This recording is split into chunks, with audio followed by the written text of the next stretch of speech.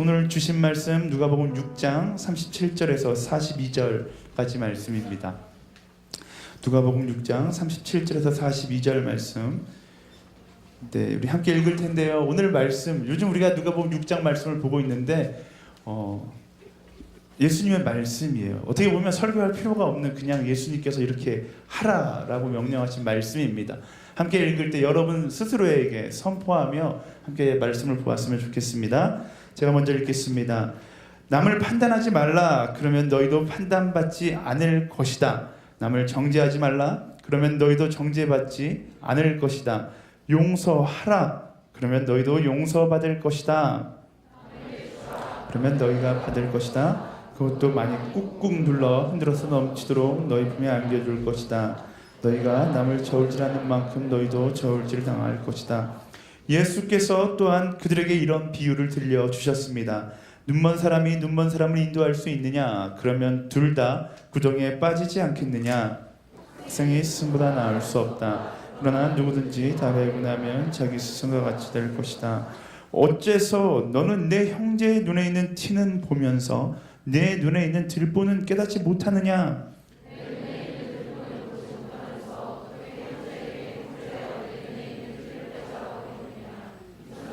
먼저 내 눈에서 들보를 빼내라. 그런 후에야 내가 정확히 보고 형제의 눈 속에 있는 티를 것이다. 아멘. 네, 제가 기도하겠습니다.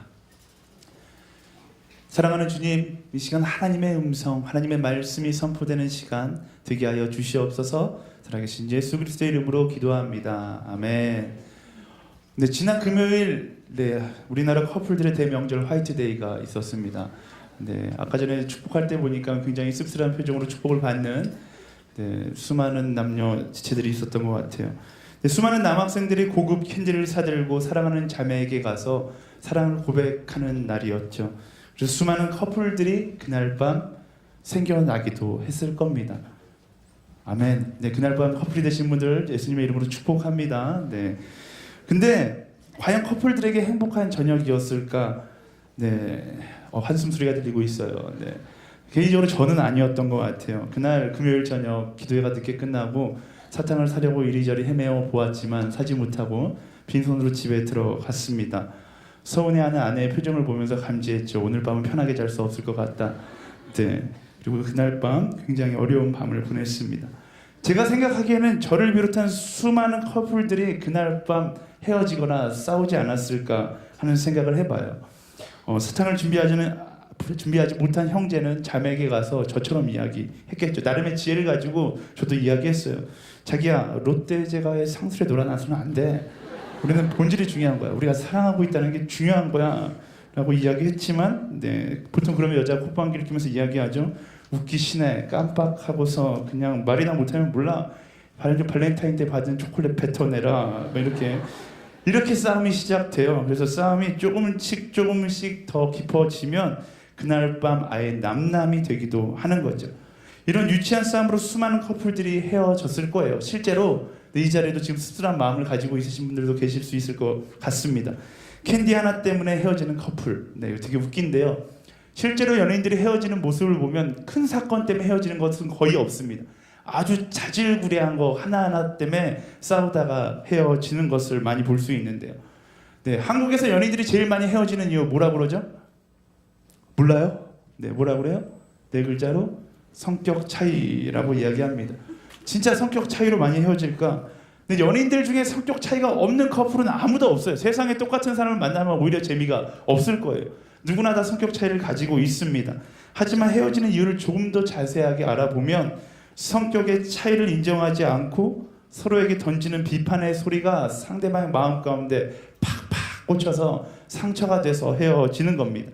그럼 왜 비판할까? 왜 비판할까요? 상대를 왜 비판할까? 보다 발전적인 만남을 위해서 상대를 비판하는 걸까요?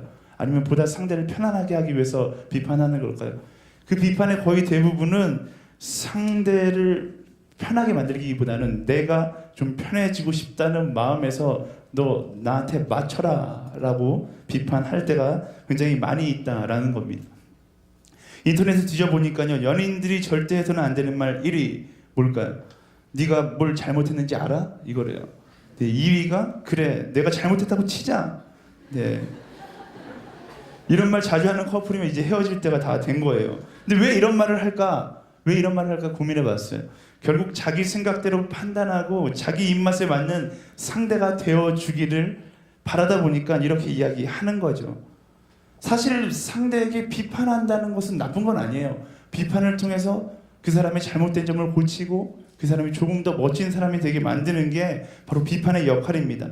하지만 그 동기가 상대를 향한 마음에서 시작된 것이 아니라 내 유익이나 내 편의를 생각하는 마음에서 시작되었다라면 아무리 건설적이고 아무리 발전적인 비판이라고 해도 절대로 옳다고 합리화될 수 없는 거예요. 그런 동기가 불순한 비판은 아무리 좋은 비판이라 해도 모두 관계를 무너뜨리는데 사용되게 됩니다.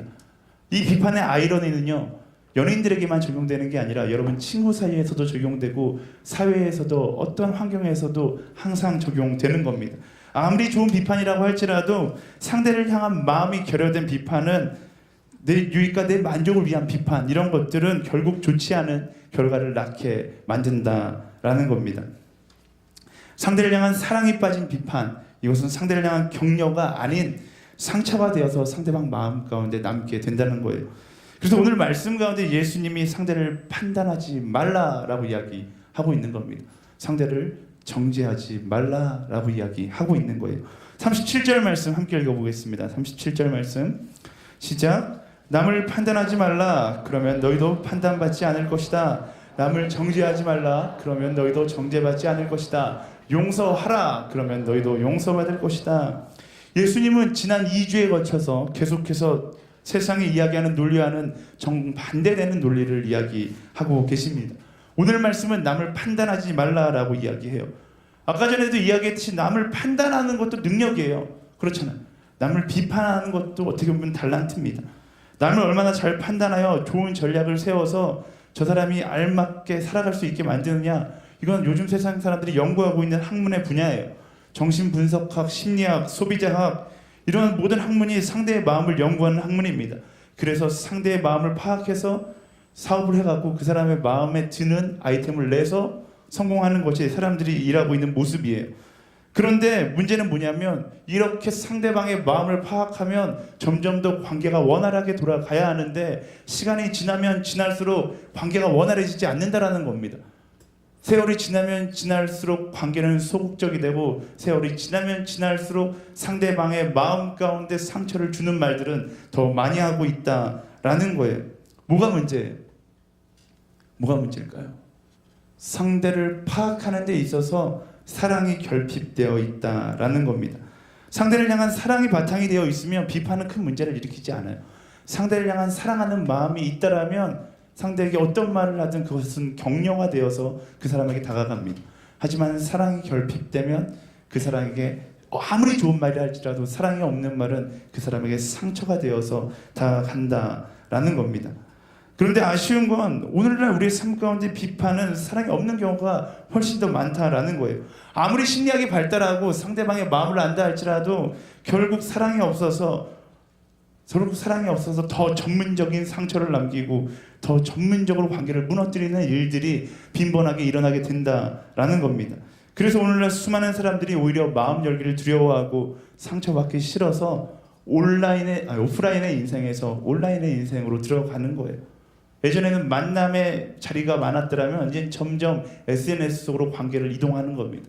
카카오톡으로 관계를 이동하는 거예요.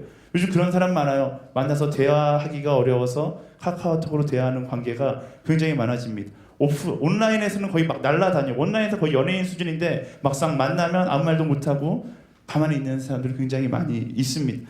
그게 뭘 이야기해요? 모든 사람들이 상처받기를 싫어해서 점점 더 마음을 닫고 있다라는 것을 이야기하는 거죠. 세상 사람들을 보면 판단하는 거 엄청 좋아합니다. 엄청 좋아해요. 아니라고요? 네, 여러분 스스로에게 물어보세요. 내가 남을 판단하는 걸 좋아하는가 좋아하지 않는가. 대표적인 거 뒷담화. 여러분 뒷담화 좋아하잖아요. 저도 좋아해요. 이게 다 남들 판단하고 비판하는 겁니다. 나는 정말 열심히 남들 뒷담화하는데 이상하게 다른 사람이 내 뒷담화를 했다는 얘기를 들으면 다 분노해요. 그렇잖아요. 여러분 안 그러신가 봐요. 다른 사람이 뒷담화 고마워 이렇게 이야기 하시나 봐요. 어쨌든 저는 그래요. 누가 제 뒷담화 했다고 그러면 굉장히 기분이 나빠요. 근데 왜 뒷담화를 할까 고민해 봤어요. 사람은 왜 뒷담화를 할까? 내가 뒷담화함을 통해서 한 사람의 인생의 희망찬 내일을 향해 나아갈 수 있게 되어서 뒷담화를 하는 것일까? 그건 아니죠. 뒷담화가 세계평화에 이바지하는 것일까? 네, 그것도 아니에요. 다른 사람 뒷담화하면서 고차원적이고 건설적인 상상을 하면서 저 사람이 이렇게 변할 것이야 라고 믿음으로 뒷담화하는 사람 아무도 없습니다. 그렇잖아요. 야, 그 여자 진짜 싸가지 없더라. 걔는 성격이 뭐 그렇게 그지 같아. 이렇게 이야기하면서 그 사람이 새롭게 변하기를 기대하는 사람은 아무도 없어요. 그 그지 같은 성격이 좋은 성격이 될지어다 이렇게 기도하면서 뒷담화하는 사람 아무도 없어요. 그저 뒷담화하는 것에 쾌락을 느끼고 뒷담화하는 것에 이유 없는 희열을 느끼면서 뒷담화하는 거예요. 그렇잖아요. 안 그래요? 솔직하게 여러분들에게 솔직해지세요. 뒷담화하고 나면 왠지 모르게 가슴 한 구석이 뻥 뚫리는 것 같고 시원하고 통쾌하니까 그렇게 하는 거예요. 결국 뒷담화도 다 내 기분 좋으라고 모임 가운데 이유 없는 희열을 느끼니까 뒷담화하는 거예요. 상대방의 발전적인 내일을 위해서 뒷담화하는 사람은 아무도 없다라는 겁니다. 상대방을 진짜 사랑하는 마음을 가지고 뒷담화하는 사람은 없다라는 거예요. 어떤 희열감일까? 상대방을 뒷담화함으로 상대방은 낮아지고 나는 높아지는 그런 감정을 느끼는 거죠. 그렇다면 여러분들에게 질문해 볼게요. 그런 희열감이 여러분들 삶 가운데 어떤 영향을 미칩니까? 아주 긍정적인 영향을 미치고 있어요. 그렇게 뒷담화를 하고 나면 내 삶 가운데 밝은 빛이 막 비치는 것 같아요. 그럼 뒷담화를 하고 나면 내가 정말로 위대한 사람이 된 것 같습니까? 그렇지 않아요. 뒷담화를 하다 보면 결국 그것이 부메랑이 돼서 나중에는 나도 그 뒷담화의 주인공이 되는 현상밖에 일어나지 않게 된다라는 겁니다. 오늘 말씀 가운데 예수님께서 판단하지 말라라는 것은 어떤 건설적인 판단 이런 걸 하지 말라는 게 아니라 사랑이 결여된 판단을 하지 말라라고 이야기하는 겁니다. 오늘 말로 이야기하면 쓰잘데기 없는 뒷담화를 하지 말라라고 이야기하고 있는 거예요. 사랑이 없는 말은요, 아무리 좋은 말이라 할지라도 상처로 쌓이게 되어 있는 거예요. 그래서 뒷담화가 하고 싶은 욕망을 절제할 수 있는 사람이 지혜로운 겁니다. 예수님은 비유를 통해서 우리가 비판하고자 하는 욕망이 떠오를 때마다, 우리가 뒷담화하고 싶어하는 욕망이 막 올라올 때마다 어떻게 해야 되는지 말씀을 통해서 알려주고 계십니다. 41절과 42절 말씀 우리 큰 목소리로 함께 읽어볼게요. 시작. 어째서 너는 내 형제의 눈에 있는 티는 보면서 내 눈에 있는 들보는 깨닫지 못하느냐? 내 눈에 있는 들보는 보지 못하면서 어떻게 형제여 내 눈에 있는 티를 빼자 하겠느냐? 위선자여 먼저 내 눈에서 들보를 빼내라. 그런 후에야 내가 정확히 보고 형제의 눈 속에 있는 티를 빼낼 수 있을 것이다. 아멘. 예수님이 이 비유를 통해서 우리에게 하시는 말씀 한 마디로 아주 정의하면 이거예요. 오늘 설교 제목이었는데 너나 잘하세요. 너나 잘하세요. 상대에게 잘하라고 비판하기 전에 너부터 보라는 거예요. 상대에게 이렇게 살라고 이야기하기 전에 너부터 그렇게 살아가라라는 겁니다. 내가 지저분하면요, 남의 눈에 티가 보여도 내가 아무리 이야기해도 그 티는 절대로 빠지지 않습니다. 그 되게 유명한 속담 있잖아요. 똥 묻은 개가 겨 묻은 개 뭐라 나무란다 이런 말 있잖아요. 아무리 똥 묻은 개가 겨 묻은 개 보고 너 지저분해라고 이야기해도 겨 묻은 개는 믿지 않는다라는 거예요. 왜? 나보다 지저분한 한 사람이 내 앞에 서 있기 때문입니다. 이게 뭘 얘기해요? 내가 변하지 않으면 아무리 너가 변해야 된다라고 이야기해도 그 사람은 절대로 변하지 않는다라는 겁니다. 그럼 언제 변해요? 내가 먼저 변화될 때 내 삶의 영향력이 그게 나의 변화를 통해서 그 사람에게 전달되는 거예요. 다시 말해서 내가 변화되어야지만 그 사람이 변화되는 것입니다. 세상을 변화시키고 싶으세요? 예수님께서 그런 사람들에게 이야기하시는 거예요. 너나 잘해라. 세상을 말로 변화시키려 하지 말고 너부터 잘해라 라고 예수님께서 우리에게 메시지를 주고 계시는 겁니다. 연예인들이 성격 차이로 많이 싸운다고 이야기했잖아요.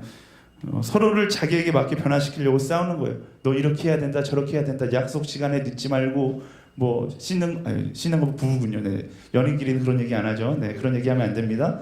네. 어쨌든 여러 가지 자기 스케줄에 맞춰서 막 이야기를 하는 거예요. 근데 아무리 말해도 변하지 않아. 절대로 변하지 않아요. 그 사람을 내 마음에 맞추려고 하면 절대로 변하지 않습니다. 서로에 대한 상처만 늘어가는 거예요. 근데 어떻게 하면 변해요? 지혜로운 커플들은 진짜 사랑하는 커플들은 사랑하는 사람을 위해서 자기가 먼저 변하기 시작해요. 자기가 먼저 변하기 시작하는 거예요. 놀라운 사실은요, 내가 변하기 시작하면 그토록 변하려고 하지 않았던 그 상대도 같이 변하기 시작한다라는 겁니다. 오래된 커플들을 잘 보세요. 오래된 커플들의 특징이 있어요.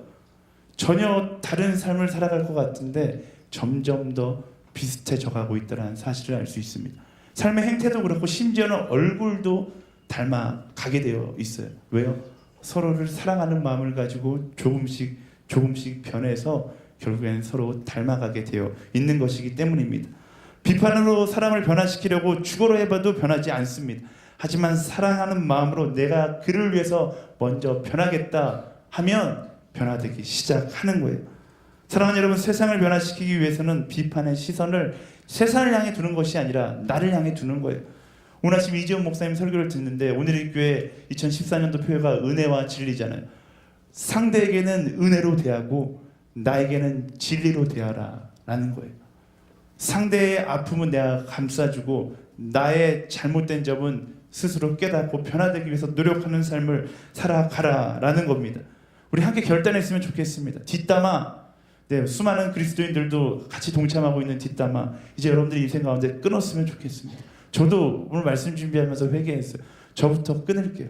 여러분도 끊고 이제부터는 비판의 목소리가 아니라 격려의 목소리, 사랑의 목소리로 여러분들 친구에게, 여러분들 이웃에게 이야기해 줄 수 있는 여러분들이 되기를 예수님의 이름으로 축원합니다. 우리 옆 사람에게 이렇게 축복하겠습니다. 너나 잘하세요. 네. 이처럼 남을 비판하며 사는 것이 나를 위해 사는 것처럼 느껴져요. 남을 비판하며 살면 나를 위해 사는 것처럼 느껴지는데 결국 나를 망치고 있는 거예요. 뒷담화하고 살면 좋은 것 같은데 사실 내 인생을 망치고 있는 겁니다. 세상에는요, 나를 위해서 한다고 하지만 정작 나를 죽이고 있는 것들이 너무나 많아요. 그것 중에 하나가 바로 용서라는 거죠. 용서예요. 우리 아까 전에 읽었던 말씀 다시 한번 읽어볼게요. 37절 말씀 한 번 더 읽겠습니다. 시작. 남을 판단하지 말라. 그러면 너희도 판단받지 않을 것이다. 남을 정죄하지 말라. 그러면 너희도 정죄받지 않을 것이다. 용서하라. 그러면 너희도 용서받을 것이다. 아멘. 네, 용서를 왜 하나요? 용서를 왜 할까? 여러분들 그 질문 해봤어요? 스스로에게. 용서를 왜 할까? 용서는 누구를 위해서 하는 걸까요? 용서는 상대를 위해서 하는 걸까요? 네, 많은 사람들이 고민을 별로 안 해봐요. 용서라는 것에 대해서 개념은 알고 있지만 이 용서가 누구를 위한 것일까라는 생각을 잘 안 하는 것 같아요. 여러분들은 절대로 용서하지 못하는 사람들이 있습니까? 아니면 있었어요? 네, 한번 생각해 보세요. 네, 그 사람을 생각해 보는, 막 생각만 하면 화가 나고 치가 떨리는 그 사람을 생각하는 거예요. 저에게는 있었어요. 누가 있었냐면 제 위로 형이 둘 있거든요. 저는 그 두 명이 저의 원수가 아니라 그냥 거의 평생 얼굴 보고 싶지 않은 그런 사람이었어요. 왜냐하면 저희 형들이 어렸을 때 저를 샌드백 취급했어요. 스트레스 받으면 저를 치면서 스트레스를 하는 거예요. 지금 아무리 생각해봐도 내가 왜 맞았는지 기억이 나지 않을 정도로 자주 맞았던 것 같아요. 제가 그 당시, 지금 등치가 굉장히 큰데 그 당시에도 덩치가 컸지만 형들한테 덤비지 못했던 건 저희 작은 형의 키가 185cm예요. 제 큰 형님의 키가 187cm거든요. 한번 제가 주먹을 쥐고 덤벼 들었다가 그날 기절하도록 맞았던 기억이 있습니다. 예. 어쨌든 형들이 너무 싫었어요. 형들한테 맞지 않는 방법이 딱 한 가지 있었는데 저희 아버지가 목회를 하니까 아버지에게 붙어 있으면 안 맞을 수 있다라는 결론을 짓고서 항상 아버지 곁에 붙어 있었어요. 근데 아버지 곁에 붙어 있는데 그래도 아버지 곁에 붙어 있을 수 없는 상황이 있어요. 언제냐면 수요일과 금요일과 주일 저녁이에요. 왜요? 수요 예배가 있고 금요 예배가 있고 주일 예배가 있어서 아버지가 교회에 가시면 저는 집에 남겨져야만 했어요. 집에 남겨지면 그날 밤은 정말로 악몽과 같은 밤이 되는 거죠. 정말로 농담을 조금도 안 섞어서 수요일과 금요일과 주일 밤은 형들에게 맞는 날이었어요. 어린 나이에 너무나 큰 상처를 받아서 자살을 꿈꿔본 적도 있어요. 이렇게 맞다가 차라리 죽어버리는 게 낫겠다 생각해서 열심히 나를 더 때렸는데 더 아프기만 하더라고요. 그래서 결정한 것이 무엇이었냐면 뭘까요? 아버지를 따라서 교회를 가자 이거였어요. 그래서 수요일 저녁, 금요일 저녁, 주일 저녁마다 교회를 열심히 나가기 시작했습니다. 저희 아버지는 정말로 기뻐하셨어요. 우리 아들이 드디어 변했구나. 네. 그 와중에 저를 잡겠다라고 쫓아왔던 한 사람이 바로 저희 큰형이에요. 저희 큰형도 저를 잡겠다고 수요일 저녁, 금요일 저녁, 주일 저녁마다 교회를 찾아온 거예요. 놀라운 일은 뭔지 알아요? 저희 큰형은 전라도 광주에서 목회를 하고 있고 저는 전도사가 되어 있다라는 겁니다. 이게 하나님의 은혜라는 것 같아요. 어쨌든 형들이 너무 무서워서 저는 대학생이 될 때까지 거의 형들하고 말을 해본 적이 없어요. 지금도 솔직히 형들을 용서했지만 아직도 어색한 관계가 있을 정도로 큰 상처가 있습니다. 어느 날 저희 큰형님이 YM에서 하는 DTS를 갔다 오더니 은혜를 받고 와서 DTS 갔다 오자마자 제 앞에 무릎을 꿇고 용서를 구하는 거예요. 소민아 미안하다. 근데 제가 막 분노가 치밀어 올랐어요. 근데 형 그냥 무작정 미안하대요. 저는 용서할 수가 없는 거예요. 그렇게 1시간이 지나고 2시간이 지나고 형이 다리가 저렸는지 일어나서 돌아갔어요. 저는 용서하지 않았습니다. 근데 저희 큰형은 그 순간으로부터 자유함을 얻은 거예요. 저에게 용서를 구하고 그 순간부터 자유함을 얻어서 아주 자유한 인생을 살아가는 거예요. 근데 저의 인생은 어떨까요? 용서하지 못한 저의 인생은 너무 힘든 거예요. 너무 슬프고 형들만 생각하면 화가 나는 거예요. 그때 깨달았던 것이 뭐냐면 용서를 통해서 자유해지는 것. 용서는 누굴 위한 것인가? 상대를 위한 것이 아니라 바로 나를 위한 것이다 라는 겁니다. 그 사실을 기억해야 돼요. 여러분들 중에 그 사실을 인식하지 못하는 사람들이 굉장히 많은데요. 용서는요 상대를 위해서 하는 게 아니라 바로 나를 위해서 하는 거예요. 여러분들 중에 나 떠난 남자, 나 떠난 그 여자, 내가 용서하지 않으면, 여러분들이 용서하지 않으면 과연 그 남자가 힘들어할까요? 나랑 열심히 교제했다가 헤어진 그 오빠, 내가 용서하지 않으면 그 오빠가 과연 힘든 삶을 살아갈까요? 밤마다 페이스북을 들여다보면서 너 어떤 여자 만나나 보자, 이렇게 열심히 들여다본다고 해서 그 남자가 다른 남자를 만나지 않는 놀라운 축복의 역사가 일어날까요? 아니에요. 절대로 일어나지 않아요. 힘든 건 나만 힘든 거예요. 용서하지 않으면 그 사람이 힘든 게 아니라 내가 힘든 겁니다. 밤마다 찾아와서 제발 날 용서해줘, 너가 용서해야지만 내가 다른 사람을 만날 수 있어, 이렇게 고백할까요? 그런 일은 절대로 일어나지 않아요. 내가 용서하지 않아도 그 사람은 자유로운 인생을 살아가게 되어 있어요. 용서하지 않아서 힘든 건 바로 나일 뿐입니다. 전에 공동체에 누군지 알려고 하면 안 돼요. 헤어진 남자에게 복수심에 불타있는 한 자매가 있었어요. 그 남자에게 미련을 가진 것도 아니고 그냥 그 남자에게 화가 나 있는 거예요. 근데 용서를 못 하겠대요. 제가 만나서 이제 용서하고서 너도 좋은 남자 만나야 돼. 근데 용서를 못 하겠대요. 이러면 그 사람이 죄책감에 시달리면서 다른 사람 만나지 못할까봐 계속 끊임없이 그 남자를 괴롭히는 겁니다. 그 남자 페이스북에 테러하고 다른 여자 만나면 그 여자에게 달려와서 그 남자 별로라고, 그 남자 이상한 남자라고 소문내고 다니는 그런 자매였어요. 근데 그러면 그럴수록 그 자매의 인생이 어떻게 됐을까요? 만나면 만날수록 점점 더 피폐해지더라고요. 제가 이야기했어요. 이만 용서하고 너도 좋은 남자 만나서 행복하게 살아라. 너가 용서하지 않으면 너만 힘든 거야. 걔는 계속해서 다른 여자 만날 거야. 그리고 지금은 어떻게 지내는지 잘 모르겠지만 얼마 전에 듣는 소식은 다른 남자 만나서 잘 살고 있다라는 거예요. 여러분 착각하지 마세요. 용서하지 못함으로 과거에 얽매여 있는 것은 상대가 아니라 바로 나예요. 용서하지 못함으로 힘든 건 상대가 아니라 나예요. 나. 용서하면 내 것을 희생한 것 같고 용서하면 억울할 것 같은데 정작 용서를 하면 기쁘고 자유를 누리는 것은 상대가 아니라 바로 나라는 것입니다. 예수님께서 왜 우리에게 용서하라고 이야기하시는 거냐면 상대를 향한 사랑의 메시지이기도 하지만 더 중요한 건 바로 우리 자신을 향한 회복의 메시지인 거예요. 너가 용서를 해야지만 회복될 수 있다라는 것입니다. 오늘 여러분의 마음 가운데 상처를 주었던 그 사람, 가족일 수도 있고 친구일 수도 있고 연인일 수도 있겠죠. 내가 도저히 용서할 수 없다라고 생각되는 그 사람, 말씀을 따라 용서할 수 있는 여러분들이 되기를 축원합니다. 용서하지 않는 것은 여러분들의 아픔이고 여러분들의 손해인 거예요. 마치 암을 너무 사랑해서 나는 도저히 수술할 수 없습니다, 이렇게 고백하는 것과 똑같다라는 거예요. 상처를 쌓아두기로 결단하는 것과 똑같다라는 겁니다. 용서하기로 결단하고 또 용서함으로 상처로부터 회복을 경험하는 여러분들이 되기를 예수님의 이름으로 축원합니다. 이 말씀을 준비하면서 생각나는 몇몇 사람들이 있었어요. 뭐 구체적으로 밝힐 수는 없지만 제가 알고 있는 사람도 있고 제가 모르고 있는 사람들도 있을 거예요. 젊은이들, 만남의 상처를 가지고 살아가는 사람들, 우리 하늘대학교에 많이 있다는 거 알고 있습니다. 나이가 조금 차면 저 정도 나이가 되면 이제 20대 후반이 되고 30대 초반이 되면 상처가 찾아와도 그러려니 하고 넘어갈 수 있는 연륜이 생겨요. 근데 청년이라고 이야기하기에는 조금 어린 20대 초반에서 20대 중반에 이런 헤어짐의 상처를 경험하게 되면 용서가 안 돼요. 그 상처를 그냥 평생 안고 살아가는 거죠. 근데 오늘 말씀을 통해서 그런 상처를 안고 살아가는 여러분들에게 권면하고 싶습니다. 그 사람을 용서하세요. 그 사람을 위해서가 아니라 바로 당신을 위해서 용서하라는 거예요. 그래야지 여러분의 인생 가운데 허락되어지는 회복을 경험할 수 있게 되는 것입니다. 오늘 말씀이 저는 그렇게 용서하지 못하는 사람들에게 주시는 하나님의 음성이라고 생각해요. 내가 용서하면 큰일 날 것 같아요. 내가 용서하면 그 사람 인생이 축복받을 것 같아요. 그게 아니라 여러분들이 용서하면 여러분들의 마음 가운데 회복이 일어나는 줄 믿습니다. 걱정하지 마세요. 모든 용서가 바로 치유의 시작인 것입니다. 아멘.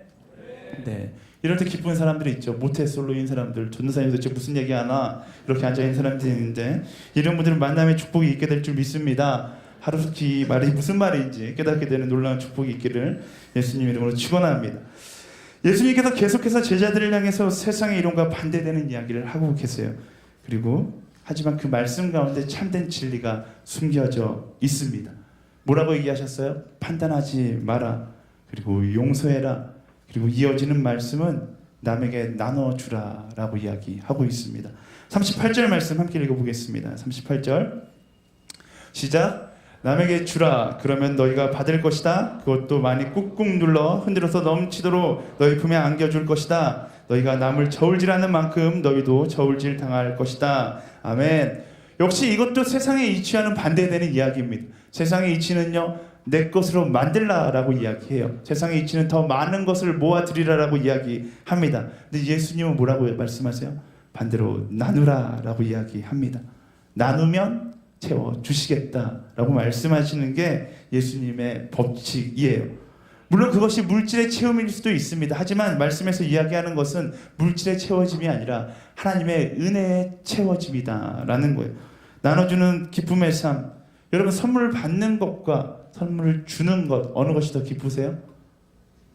네, 여기서 좀 지혜가 있는 사람들은 주는 것이라고 이야기하는데요. 저는 받는 게 더 좋아요, 솔직히. 선물을 받는 게 거짓말하고 싶지 않아요. 선물을 받는 게 더 좋죠. 하지만 중요한 건요, 받는 기쁨만 누리며 살아가다 보면 끝없이 목마르게 되어 있다라는 겁니다. 받기만 하다 보면 결국 내 만족함은 채워지지 않는다라는 거예요. 평생 부족함을 느끼며 살 수밖에 없습니다. 또 받는 건 내가 선택해서 그 기쁨을 누릴 수가 없어요. 하지만 주는 건 내가 결단하면 누릴 수 있는, 내가 선택해서 누릴 수 있는 기쁨이다라는 것입니다. 받은 기쁨은 컨트롤할 수 없지만 주는 기쁨은 컨트롤할 수 있다라는 거예요. 그래서 주는 기쁨이 굉장히 소중한 것이다라는 겁니다. 또 한 가지 질문, 돈이 많은 사람이 부족함을 느낄까요? 돈이 얼마 없지만 나누면서 사는 사람이 부족함을 느낄까요? 네, 정답이에요. 둘 다 느껴요. 네, 상대적인 것이지만 확실한 것은 돈이 많은 사람도 부족함을 느끼고 돈을 나눠주는 사람도 날마다 부족함을 느끼며 살아간다라는 겁니다. 근데 중요한 건 말씀대로 나눠주면 내 것이 빠져나가고 부족함이 느껴지지만 또 다른 내 인생의 풍성해짐을 경험할 수 있게 된다라는 거예요. 왜? 나눔은 돈의 문제가 아니라 사랑의 문제이기 때문입니다. 사랑을 나누면요, 그 사랑이 내게 꽉꽉 돌아온다는 것을 하나님께서 경험시켜 주시기 때문입니다.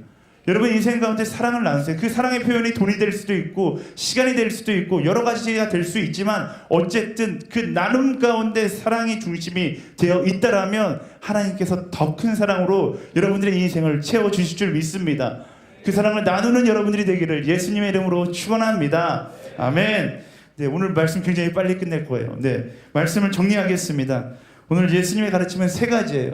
네, 예수님의 도덕률에 대해서 보고 있어서 우리가 뭐 이렇게 돌려보지 않아도 괜찮아요. 예수님께서 말씀하고 계시는 건 세 가지입니다. 첫 번째, 판단하지 말라. 두 번째, 용서해라. 그리고 세 번째는 나누는 삶을 살아가라 라는 겁니다. 이 세 가지의 특징이 뭐예요? 이 세 가지대로 살아가면 인생을 손해보면서 살아가는 것 같이 느껴집니다. 그렇잖아요. 판단하지 않고 용서하고 나누는 삶을 살아가면 내 인생이 손해보는 것처럼 느껴집니다. 하지만 하나님께서 이야기하시는데요, 그 결과는 정반대의 결과로 채워주실 것이다 라는 겁니다. 하나님께서 채워주심을 경험하기 원하십니까? 그렇다면 판단하기보다 깨달은 대로 먼저 살아가는 여러분들이 되십시오.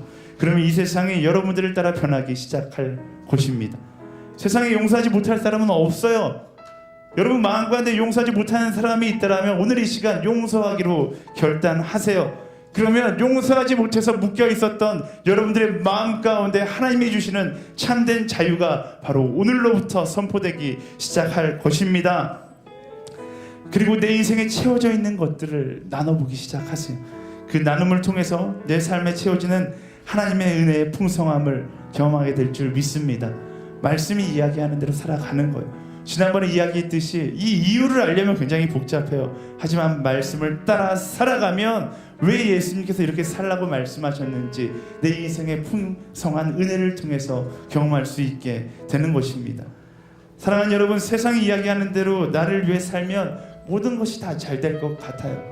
세상의 방법대로 세상을 살아가다 보면 성공할 것 같거든요. 그런데 그렇게 살다가 보면 내 마음 가운데 우울함이 찾아옵니다. 내 마음 가운데 공허함이 찾아오고 세상의 그 무엇으로도 채울 수 없는 한 빈 구석이 느껴질 때가 있습니다. 그게 바로 하나님의 자리인 거예요. 하지만 반대로 말씀을 따라 살아가다 보면요, 말씀은 나를 위해서 살라고 이야기하지 않고 바로 여러분들의 옆 사람을 위해서 살아가라고 이야기하거든요. 바로 내 이웃을 위해 살아가라고 이야기하거든요.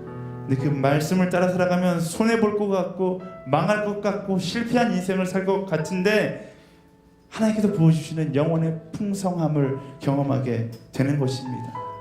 오늘 말씀을 통해서 예수님은 저에게 그리고 여러분들에게 말씀하시고 계세요. 욕심을 채우려 사는 것이 아니라 사랑을 나누기 위해서 살아가라라는 겁니다. 그리고 약속하시는데요, 그렇게 사랑을 나누는 인생을 살아가면 너의 인생을 풍성하게 하겠다. 그것이 바로 예수님께서 우리에게 주신 약속입니다. 예수님의 약속은 어떻게 경험할 수 있어요? 그냥 읽는 것으로 경험하는 것이 아니라 결단하고 그 약속대로 살아감으로 내 영혼에 부어주신 하나님의 풍성한 은혜를 경험할 수 있게 되는 것입니다. 그 그리스도 예수의 사랑의 풍성함을 누리며 살아가는 여러분들이 되기를 예수님의 이름으로 축원합니다. 우리 옆 사람에게 이렇게 축복하겠습니다. 예수 따라 살아가자.